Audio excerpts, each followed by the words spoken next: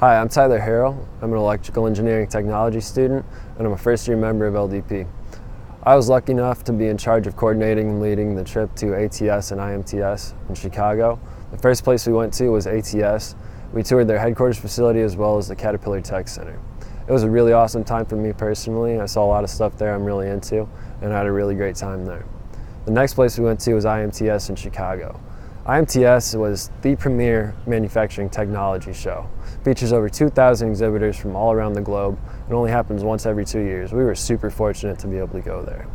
One of the challenges I faced there was being able to take this diverse group of people and get them all interested in what was going on there. So one thing that I did to overcome that was I sat down in the morning before we actually went there, and I talked to my team and asked them what their interests are and brought their interests into what was going on at the actual show. As a result of that, we became more cohesive and came together as a team, and definitely helped overcome the challenges throughout the day there. So as a result, I learned more about leadership and what it means to be a team instead of acting as an individual, thinking about the group dynamic instead of just myself. So I had a great time, learned a lot there. One thing that I might do differently in the future is I would create a more thorough agenda so we know what's going on a little easier, and I would leave a little earlier. Thanks.